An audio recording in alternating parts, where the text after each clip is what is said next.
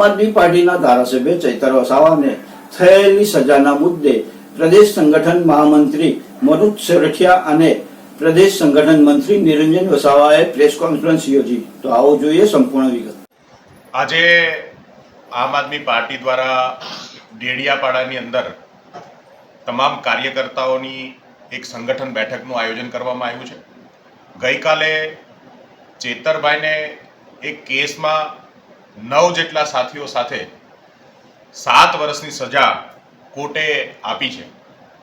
આમ જોવા જઈએ તો સામાન્ય રીતે કોર્ટની અંદર કેસો 10-10 વર્ષ સુધી ચાલતા હોય છે, પણ આ રાજકીય કિન્નાખોરી રાખીને ઉપજાવી કાઢેલા કેસમાં કેટલીક વાતો આપણી પાસે આજે આ કેસનું જ્યારે હિયરિંગ થયું ત્યારે દેખીતી રીતે એ સમજાઈ આવે કે આ સંપૂર્ણ રીતે એક પ્રકારની કિન્નાખોરી હતી।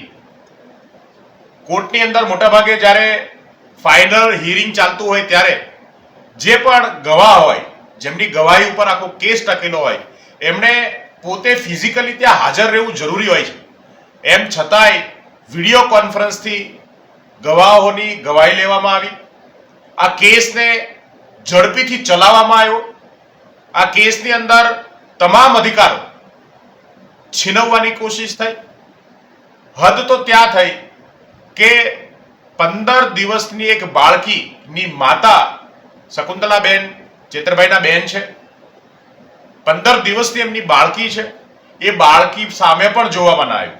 એક બેન પ્રેગ્નેન્ટ હતા, એમને પણ, અને સૌથી મોટી ગંભીરતા કે ગુનો જ્યારે ગુનેગારોની એક ટીમ સાથે થતો હોય ત્યારે તમામ ગુનેગારોની સરખી ગુનાહિત એક્ટિવિટીઝ ગણી ના શકાય।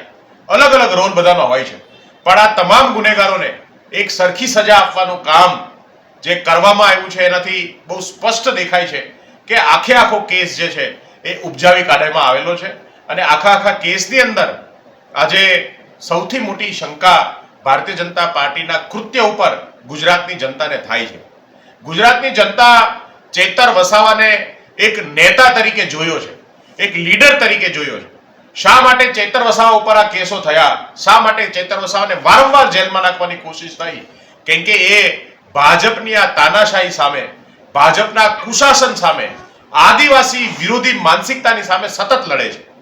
આજે આદિવાસી સમાજ સમગ્ર ગુજરાત સ્તબ્ધ છે અને ચેતર વસાવાની સાથે તમામ લોકો એમના સમર્થનમાં આવીને ઊભા છે। આમ આદમી પાર્ટીમાં પણ આમ આદમી પાર્ટીના તમામ કાર્યકર્તાઓ, સમર્થકો આજે ચેતરભાઈને સાથે જે અન્યાય કરવામાં આવ્યો છે એને લઈને દુઃખી છે અને આમ આદમી પાર્ટી આગામી સમયમાં સતત આ વાતને લઈને લોકો સુધી જશે। આમ આદમી પાર્ટીના તમામ સાથીઓ, કાર્યકર્તાઓ, સમર્થકો રોડ ઉપર આવી અને ચેતરભાઈનું સમર્થન કરવાનું કામ આગામી દિવસોમાં થવાનું છે। આજે આ આંખ ઉઘાડતો કિસ્સો છે કે જે સરકારની સામે બોલે છે એમના ઉપર કેસ થાય ને એમને જેલમાં નાખવાનું કામ થાય છે। જે સરકારની સામે ઝૂકી જાય છે એમના 10 વર્ષ જૂના કેસો પણ માફ કરી દેવામાં આવે છે અને કેસો પાછા ખેંચી લેવામાં આવે છે। અંગ્રેજો કરતા પણ બદતર હાલત આજે ગુજરાતની અંદર, આ દેશની અંદર લોકશાહીની કરી છે। કાયદો વ્યવસ્થા માત્ર ને માત્ર વિરોધ પક્ષ માટે છે।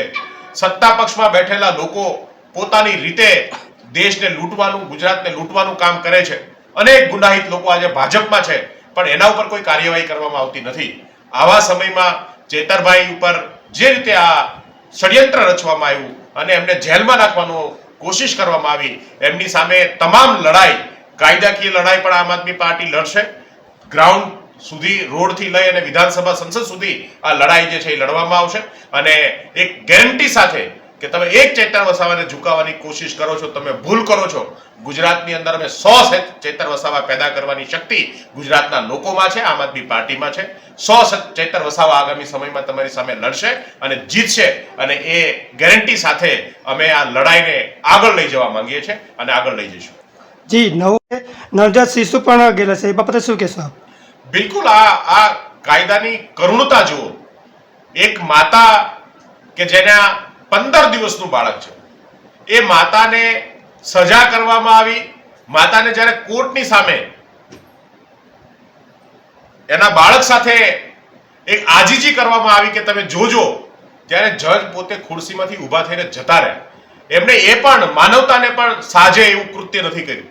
જજની કોઈ મજબૂરી હોઈ શકે, અમે એના પર પ્રશ્ન નથી ઉપાડતા, પણ જે રીતે આખો આ કેસ ફરજી રીતે ઘડવામાં આવ્યો, જલ્દી ચલાવીને 2 વર્ષની અંદર જ 10-10 વર્ષ સુધી જે કેસના નિવેડા નથી આવતા એવા ધાક ધમકી મારવાના કેસમાં 7 વર્ષ સુધીની સજા અને જલ્દીથી કેસ ચલાવવામાં આવ્યો એ ષડયંત્ર છે।